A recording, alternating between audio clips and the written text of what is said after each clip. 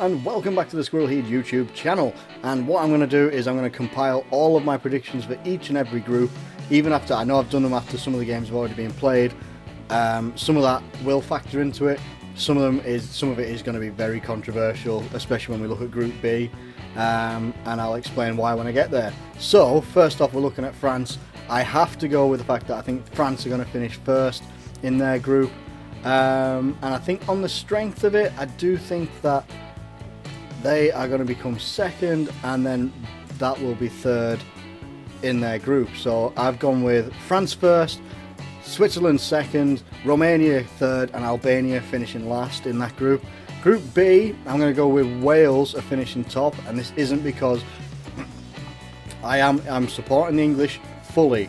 However, I have absolutely zero faith in Roy Hodgson before this tournament, and I certainly don't have any faith in him now, especially after that first game. In fact, fuck it, let's go for that first game. How do you draw a game that you're 1-0 up in, 92 minutes gone, and it's inexcusable? How do you make substitutions? Like, we score that free kick, Eric Dyer, beautiful free kick. How do you score a free kick like that, knowing that a team like Russia is going to come and then pile onto you after you've scored that goal, put pressure on, which is exactly what they did? If they're going to put the pressure on, who do you put on? As someone, Harry Kane hadn't been very effective. He was putting himself about, but he wasn't very effective in the game. Bang! Put Jamie Vardy on. Put Jamie Vardy on, and he would have absolutely destroyed their defence on the counter-attack while we were having loads of pressure. But they didn't do that. They put Milner on, and I like Milner, good player for Liverpool, but he just didn't. He was not the right substitution last night. Should have made a better tackle. Should have made a tackle in the first place. But they get through. One hell of a stupid goal to concede. 1-1. We've drawn the first game. We now have to win the second games, and I'm looking at Wales after that performance they put in against Slovakia, who Slovakia were dicking them about all over the place. And when I say that, I mean, you had obviously Skrtel was putting himself about being a complete dick, elbowing and all that sort of physical stuff that he didn't need to be doing, and they came through it. 2-1 victory, solid. We have to win the rest of our games now, otherwise we're not going to do jack shit, and it's going to be the World Cup all over again. So I'm going for, based on last night, I think we can clinch second, but my heart tells me we're going out at the group stage, and it has for a long time.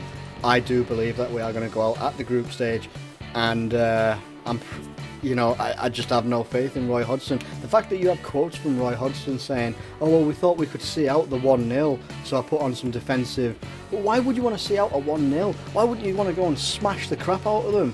Which he could have done if he made the right decisions, but he didn't. He bottled it again, and he went for that defensive mentality. Well, it got us fucked out of the World Cup, basically. Group C, now obviously Germany, I think, are going to go top of the group there. But I actually think that Poland are going to get the second place, Ukraine will get the third, and unfortunately Northern Ireland will get the fourth place, and they will not be going any further in this competition. Group D is a bit of a tricky one, but I am going to go with, no, I'm not actually, I'm going to show respect of what they've been. Croatia played a pretty good game today against Turkey. It was a difficult game, end to end, but that little bit of quality from Modric, I believe that Croatia are going to finish the group first.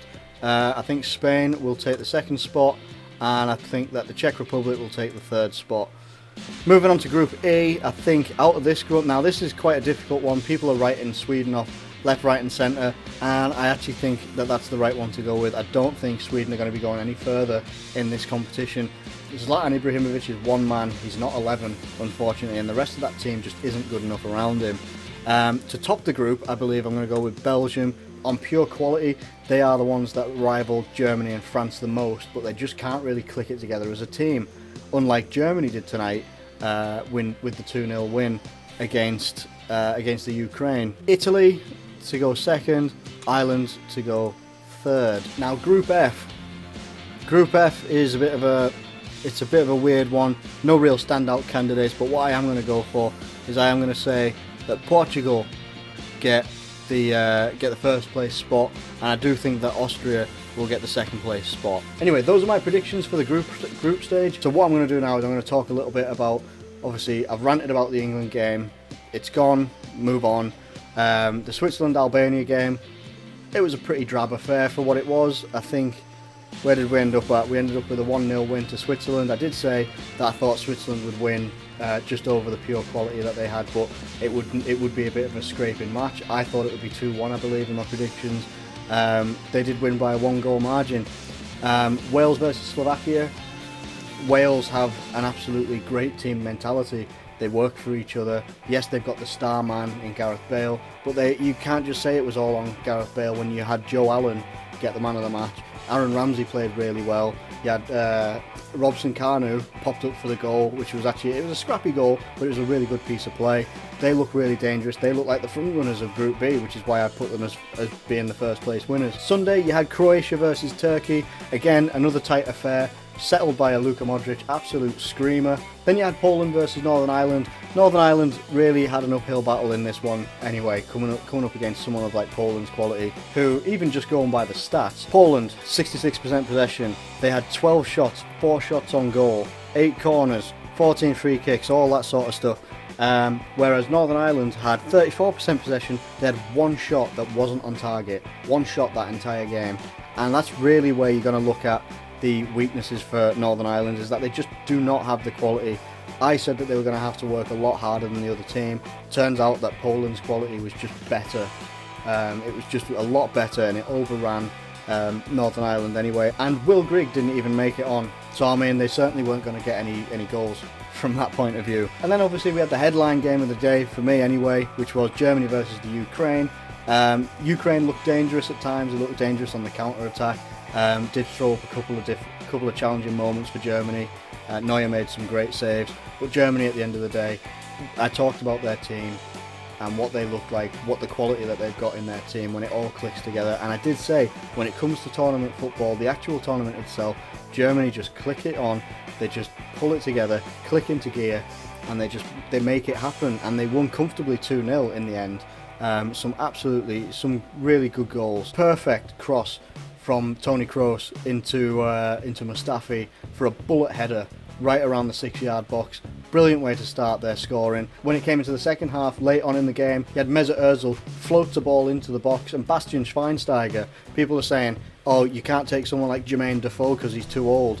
Schweinsteiger smashes the ball on the back of the net, 2-0, seals the deal. I think Germany are going to be the ones that run away with this tournament again. I think they will run away with this tournament like they did with the World Cup. Very comfortable, didn't look unshaken, very organised, exactly what you expect from a Germany team. Anyway, those are my predictions for the group stages, and those are my little match reviews for the games that we've just had this weekend. If you've liked the video, please drop a like on the video, subscribe if you're new. I will be going back to this website once we get to the knockout rounds, and hopefully we'll see what were my predictions, how did they come out. We can always laugh at my predictions later. These are just my thoughts. Don't get too offended if you don't agree. It's just a thought. Get over it. It's fine. The world isn't going to end. It's all good.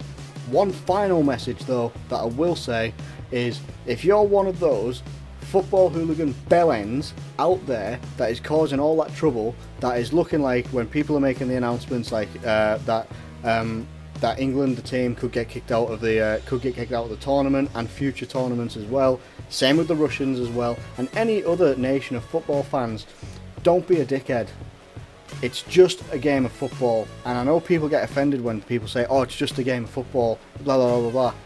At the end of the day, it is a game of football. That's all it is. It's there for pure enjoyment. That's what I do. I enjoy watching it. It doesn't take over my life though. It really doesn't take over my life. I might do a good couple of videos on some football based things, do the FIFA videos and stuff like that. It doesn't take over my life. I'm not the one getting paid hundreds of thousands of pounds a week to go and kick a ball about within a team of 11 to try and put it in the posts over the other side of the pitch.